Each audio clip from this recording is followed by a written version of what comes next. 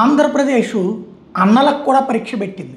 ఎందుకంటే అన్నలని పిలువబడేటటువంటి నక్సలైట్ల తరపున ఓ లేఖ రాశారు గణేష్. ఏమని?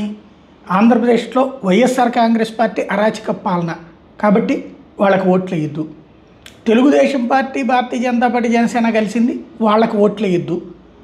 ఇక్కడ పవన్ కళ్యాణ్ని కూడా టార్గెట్ చేస్తూ వీళ్ళు ఒక విచిత్రమైనటువంటి స్టేట్మెంట్ ఇచ్చుకొచ్చారు.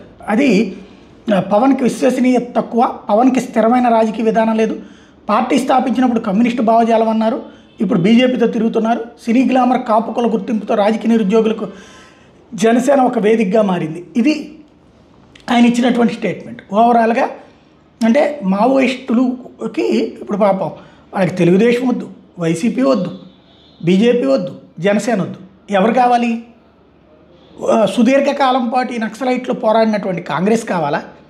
లేకపోతే వీళ్ళని వాడుకుంటూ, వీళ్ళ పేరు వాడుకుంటూ తమ కార్యకలాపాలు చేసుకునేట్టు కమ్యూనిస్టులు కావాలి. ఇప్పుడు వాళ్ళిద్దరూ కలుస్తున్నారు కదా, బూర్జువా పెట్టుబడిదారి ఈ సోషల్ జస్టిస్ అని చెప్పేటువంటి వాళ్ళు కలుస్తున్నారు కదా, మరి వాళ్ళకి మద్దతు ఇస్తారా? వాళ్ళకి ఎవరికి మద్దతు ఇవ్వాలో తెలియక అందరినీ ఓడించమంటున్నారు పాపం.